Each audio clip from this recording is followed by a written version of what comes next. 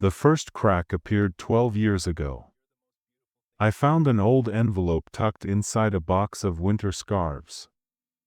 No address. Just my name, written in handwriting I didn't recognize. Inside was a show I never thought a celebration could feel like a funeral before anyone even knew the truth. The room was full of laughter, glasses clinking, people cheering for us. 30 years. And all I could think was, tonight, everything changes. I'm Daniel. I was 58 that night. Tired eyes, graying hair, a life that looked stable from the outside. I had built a career in logistics, nothing glamorous, but steady. I believed in routine. In showing up. In keeping promises, even when they stopped feeling romantic. My wife, Laura, stood across the room smiling like she always did. That careful smile. The one that never quite reached her eyes.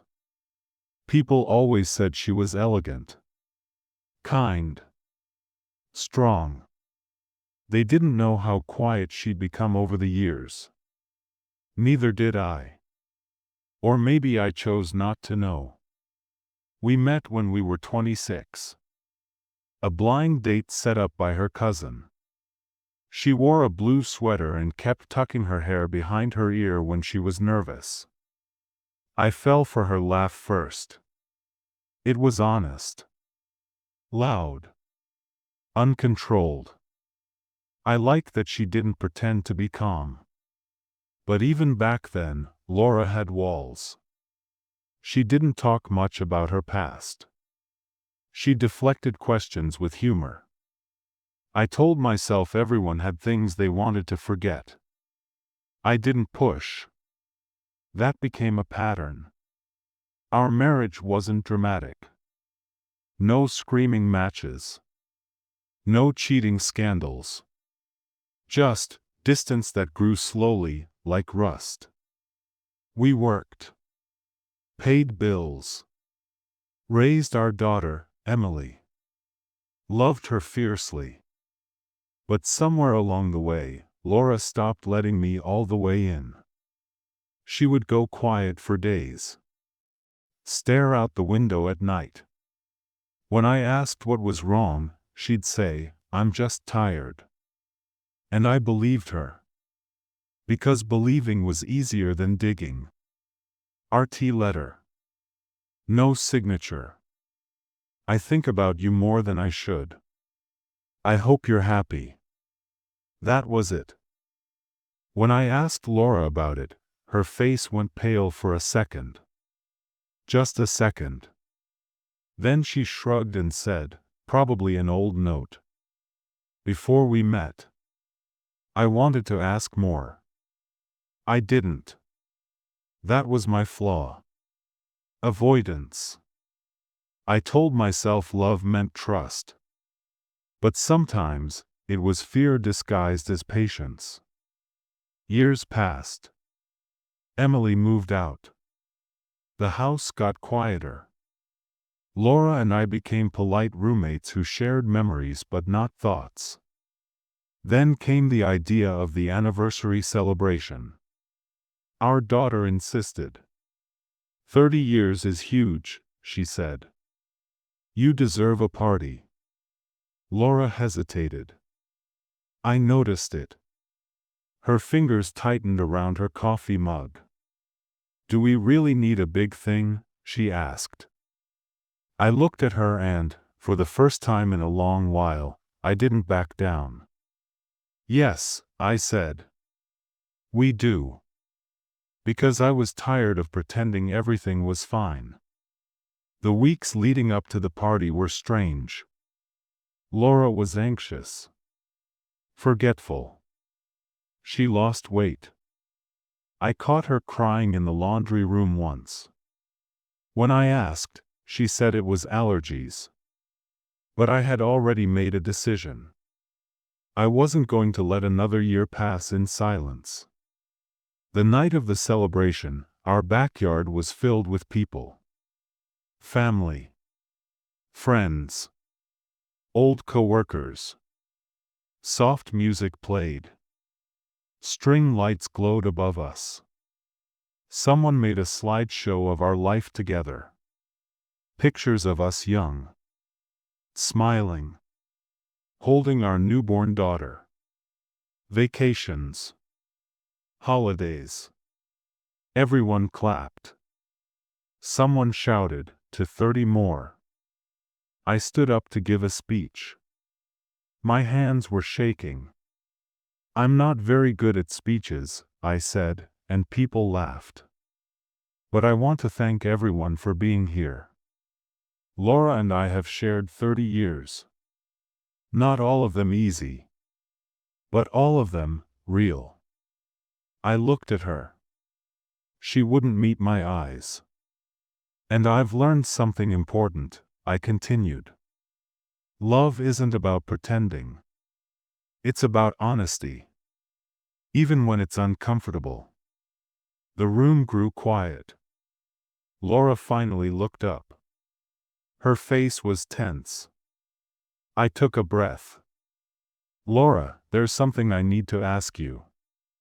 Tonight. Tonight. In front of everyone. Because I can't carry this alone anymore." She whispered my name. "A warning. Or a plea. Is there something you've been hiding from me?" I asked. "Something that's been between us for years?" Gasps. Confusion. Emily stood up halfway from her chair. Laura's hands were trembling. She opened her mouth. Closed it. "I didn't plan this," I said softly. "But I need the truth." For a long moment, she said nothing. Then she nodded. Slowly. "Yes," she said. Her voice broke. "There is." People shifted uncomfortably. Someone tried to laugh it off. Laura raised her hand. "Please," she said. "Let me speak." I stepped closer to her. "You don't have to," I whispered. "Yes," she said. "I do." She looked around the room, then back at me. "Most of you think you know our story," she began.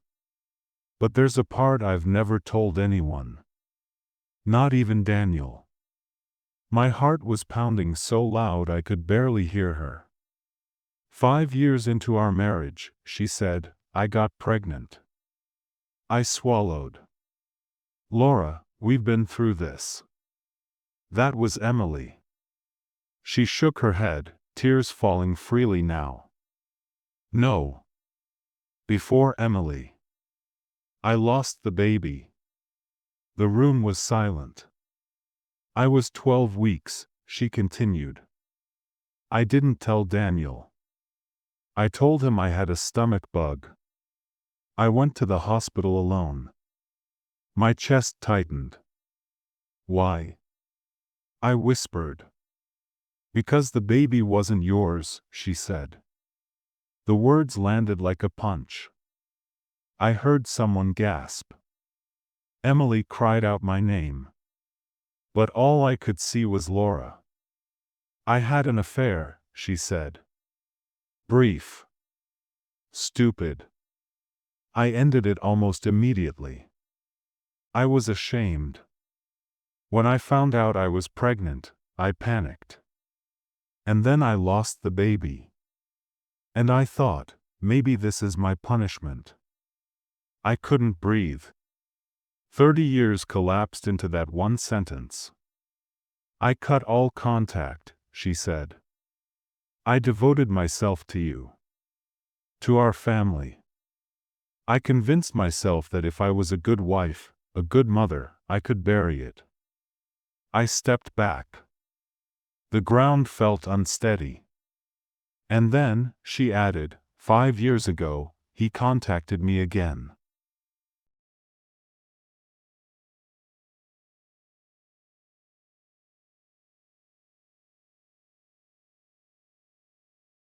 He was dying. He wanted to talk. I met him. Once. That letter you found, it was from him. The pieces clicked into place. Too late. I never touched him, she said quickly. I swear. But I didn't tell you. And that secret, it ate me alive. I looked at her, this woman I had loved for 3 decades. I didn't recognize her.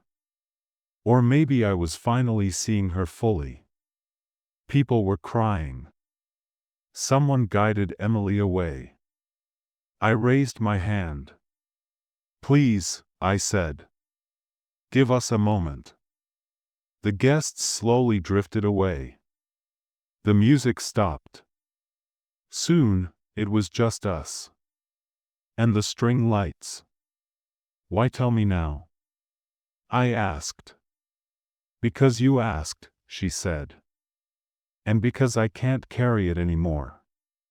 I don't expect forgiveness. I just needed you to know. I sat down heavily. Do you love me? I asked. Yes, she said immediately. I always have. In the wrong way, maybe. But deeply.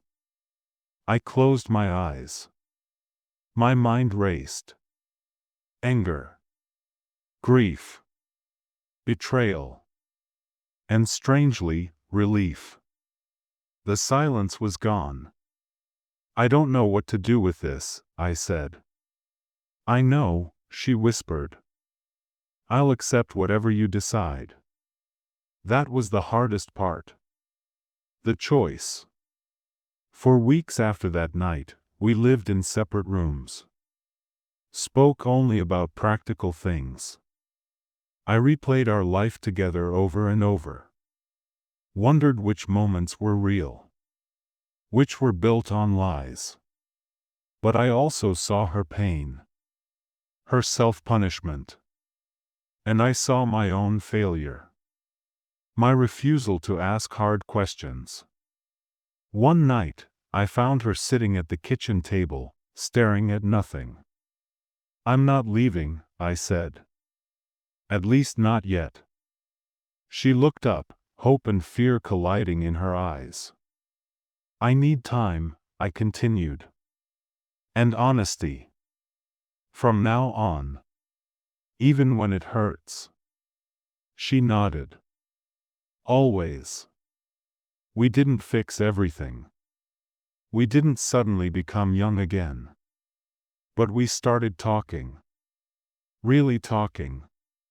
About fears. Regrets. The versions of ourselves we never shared. Some nights were quiet. Heavy. Others felt like rediscovery. It's scarred. I don't know what the future holds. But I know this, that makes it more love real that than the perfect stories people like to tell.